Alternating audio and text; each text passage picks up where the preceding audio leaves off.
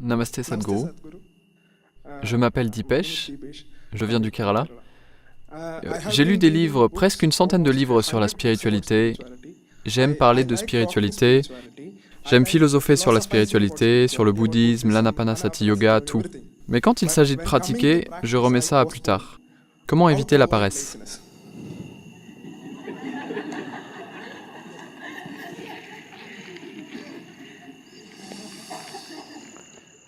Donc vous ne pouvez pas y penser, vous ne pouvez pas en parler, parce que quoi que vous pensez et dites n'est pas de la spiritualité. Ce n'est même pas de la bonne littérature. Vraiment, croyez-moi, il y a une meilleure littérature dans le monde que les livres spirituels. Si les 100 livres que vous avez lus n'ont pas créé assez de soif en vous pour y faire quelque chose, il n'y a rien de spirituel à propos de ces livres.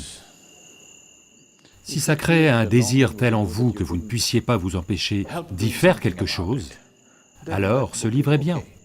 Même si ce livre n'est pas spirituel, au moins il est inspirant. Il vous a suffisamment inspiré pour faire un pas. Et 1 million de mots que vous lisez sont sans conséquence. Si vous faites un petit pas, cela vaut toutes les écritures de la planète. Alors, avant qu'il ne soit trop tard, faites au moins un petit pas. Maintenant que vous êtes ici, commencez au moins Isha Kriya pour 12 minutes.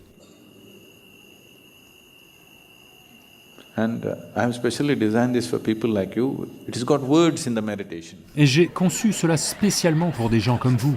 Il y a des mots dans la méditation.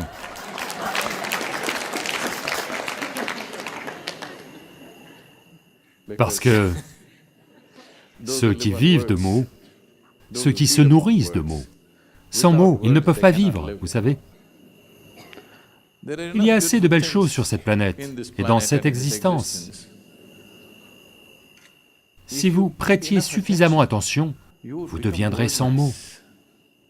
Mais tout un tas de gens s'épanouissent dans les mots, parce qu'ils n'ont jamais prêté assez attention à quoi que ce soit. Donc, si vous prêtez suffisamment attention, vous allez devenir sans mots, pendant des jours entiers.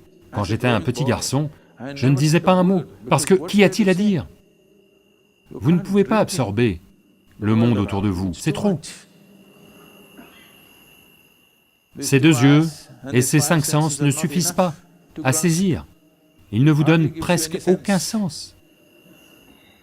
Donc quand vous ne prêtez pas attention à la vie, vous allez devenir très amoureux des mots. Et je suis sûr, vous avez dit bouddhisme et tout, donc vous répétez ce que Gautama a dit, ou ce qu'ils ont imprimé en son nom.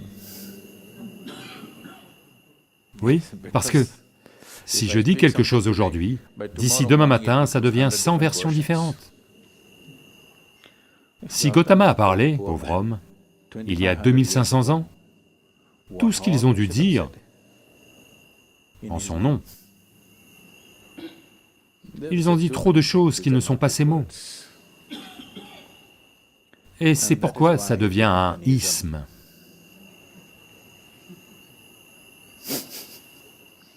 C'est devenu un isme, ça veut dire que ça n'a rien à voir avec le Bouddha. Bouddhisme veut dire que tous les gens autour ont créé tout un tas de choses. Bouddha est une chose, bouddhisme est une autre chose. C'est la même chose avec tout le reste. Donc, ne vous nourrissez pas de ces ismes. Commencez juste un processus simple, avec des mots, juste pour vous. S'il vous plaît, faites-le.